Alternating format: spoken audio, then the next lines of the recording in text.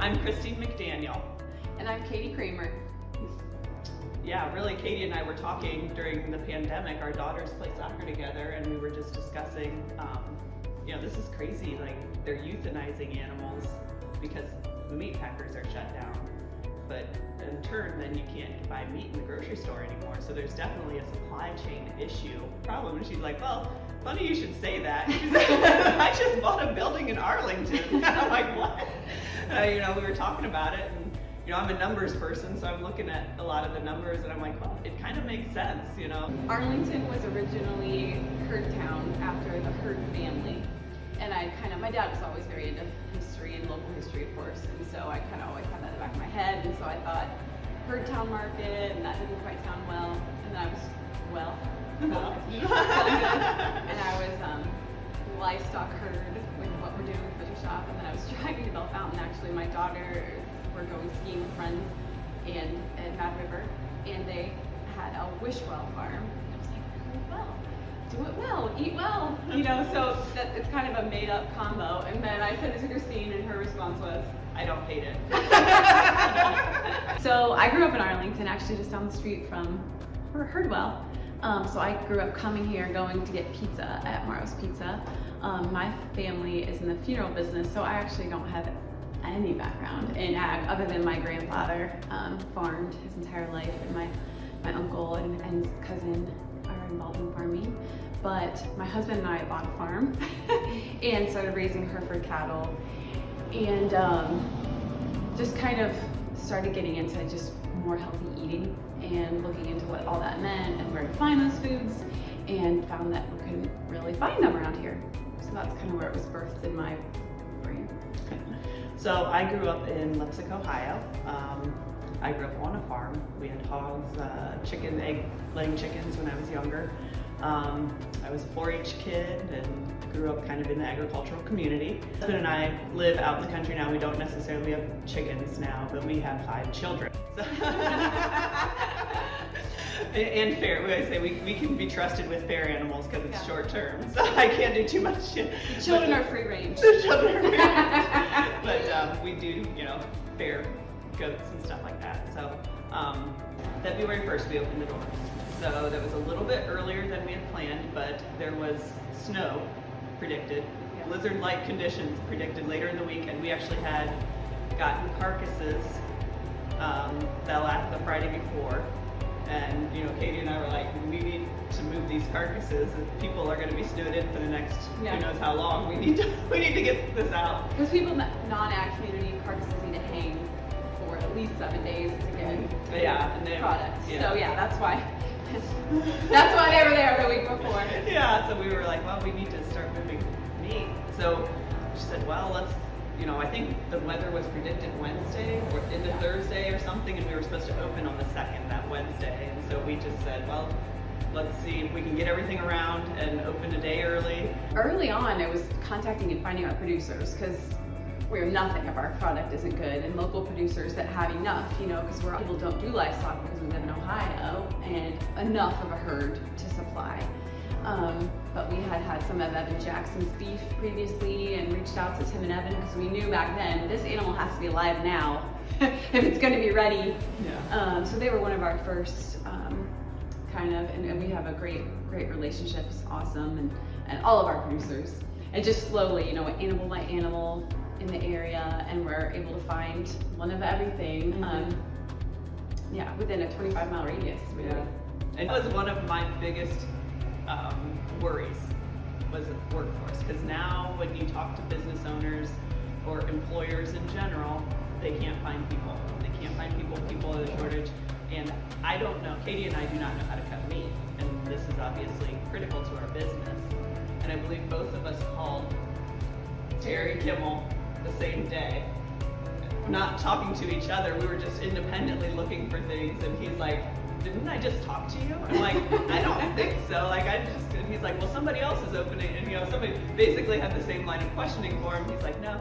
Well, then he didn't do slaughter. He was not in the slaughter business. But a couple weeks later, Katie was like, maybe we should just call him and ask him if he wants to work for us. We obviously worked hard, but it kind of happened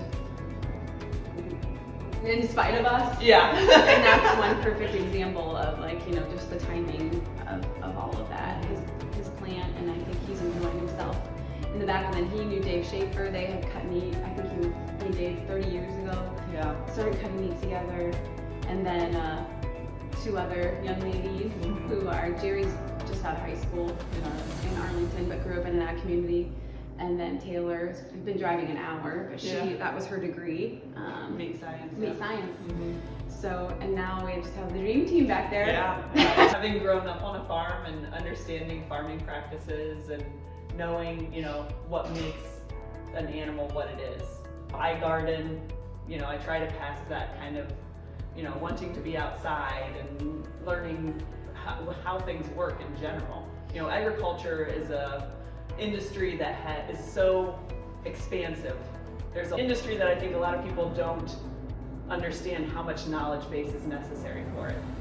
And, you know, just to kind of educate people and understand that, like, what they eat, there's a lot that goes into that. A lot, you know. And I think it's a humble community. You know, my grandpa would always ask him how he does stuff, and he always just say, by gosh, or by golly. He wouldn't, like, you know, so all that he knew, like she just said, was because of his humbleness. But I don't know, my kids, I think the work ethic, that's why we bought a farm, and they do 4-H and raise animals and show animals, have to train a lamb to be led around by its head without a harness, and just the work that goes into that, the work ethic. They're unsung heroes of our community. Getting back to your roots and knowing where your food comes from, and that's important. Yeah. I try to find healthy foods for my family, and I feel like I have to do so much work to read labels and dig into where it's from, and there's always something hidden. For ground beef, for example, just if you get ground beef in the store, there's a reason it comes in one long windy tube, and that's because there's fillers and additives to make it do that. Real ground beef doesn't do that. And I just like that people can come in here and not have to read a single label. They know exactly what they're getting, and that they should feel good about that.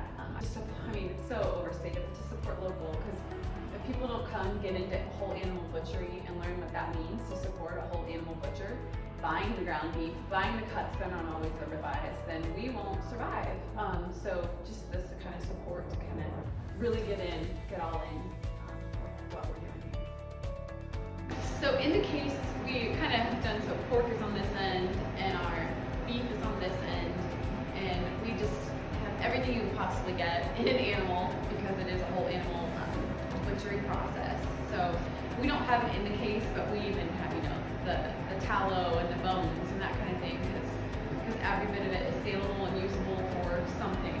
And it's kind of part of the practices that we've gotten away from as a society. We just go buy bone broth rather than make it. But I think some people after the pandemic are getting back to that, and so they can get that kind of stuff here. But you'll see the prettier, fancier cuts in the case, you know, the steaks, the ground product. In the case, we have chicken that we get from Bradford, Ohio, King & Sons Poultry, where they raise it and slaughter it all on farm. We have lamb. My neighbor, Tom Begg, his lambs, Eagle Creek, Suffolk. We have bison, Arcadia, and just a little bit of like frozen patties if you want to just take home 10 pounds of ground beef. They're in there too. We have Troyer's deli meats and cheeses that we pre-pack. And again, just limited space. No, we can do stuff that, you know, groceries, you know, a lot of bigger chains don't do. We've got the bulk sausages, and we'll have different seasoned sausages. You know, we'll have, you know, your regular breakfast sausage, which is salt, pepper, and sage. Some people don't like sage, so sometimes we'll just have salt and pepper sausage out here. One of our big hits with is tri-pepper sausage. And my kids love that. They ask for it every time if it's in the case. Terry has some bratwurst, you know, his tried and true bratwurst recipe, you know, and then we have a house bratwurst. So we have a lot of different fun things, different things to kind of keep variety in the case.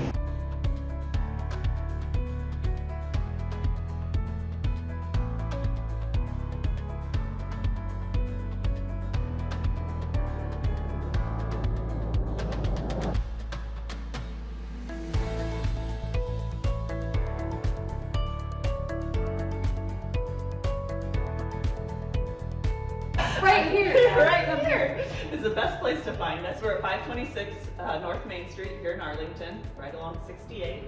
Our hours, we're open during the week, Monday through Friday, 10 to 6. And then on Saturday, we're open 9 to 4. Yeah, we're on Facebook and Instagram. We do a lot of announcements that way about like some stuff that we're carrying.